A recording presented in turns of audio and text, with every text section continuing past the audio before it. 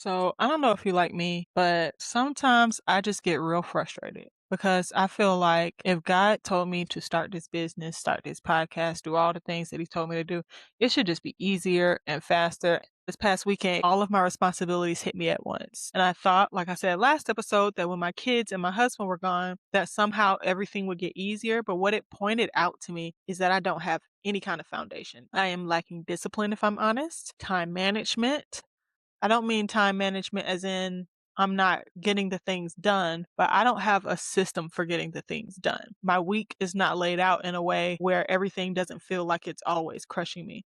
And I have been wishing that my business would just grow faster, that my social media would just pop off faster because it felt like more money would just make things easier. I could quit my job, I'd have less problems. But then I had to ask myself a question. If 20 clients called me today and they wanted to sign on to my program, would I be ready to take them on?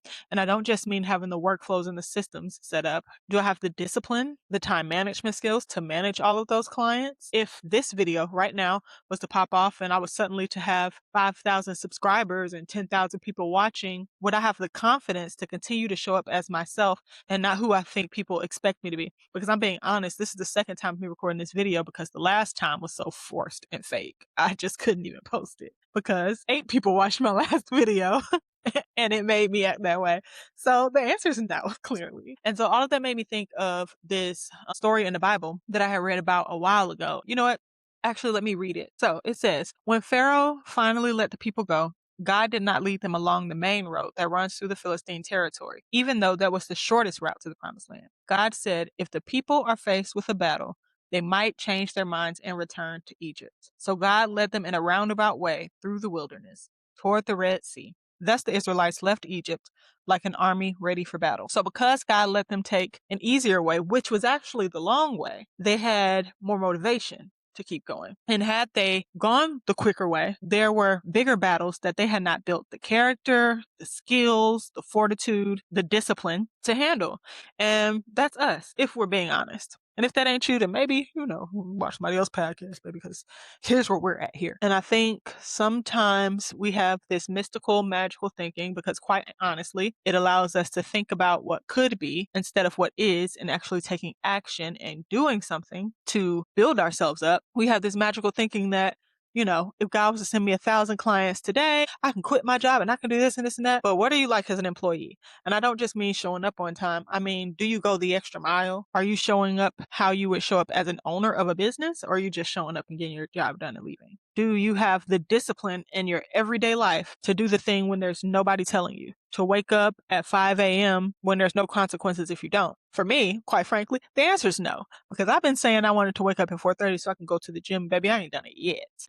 I think instead of being upset because we're not where we want to be, because it's not moving as fast as we'd like, we should ask God, what are you trying to grow in me right now? For where I want to be, for where you promised me that I'm going to be, what are the things I need to have to get there that I just don't have yet? If I were to go the short way, what would crush me? And how do I build those skills so then when I get there, they don't? Later in the story of the Israelites, it talks about how they were murmuring and complaining. They were first mad because they were hungry. Then they were mad because they didn't have any meat. Then they were mad because the water sucked. And all of these are legitimate things to be upset about. But every time they complained to Moses instead of just asking God.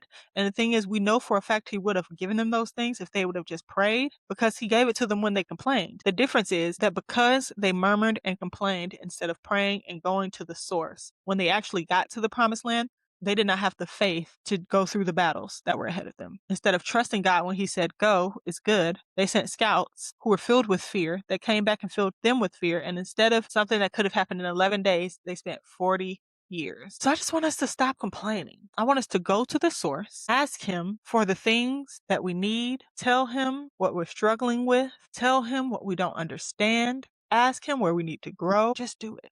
And I'm not saying that's going to be easy. I'm not, because everything I'm saying and I'm telling you, like I said, I'm struggling through the same thing. But we can either complain or we can grow. Thank you for listening. I know this is a short episode, but at the end of the day, I just want you to remember that the long way, even though it may not seem like it, is not the wrong way. It's just the prep work. Thank you for spending time with me. Love to have you. I'll see you next week.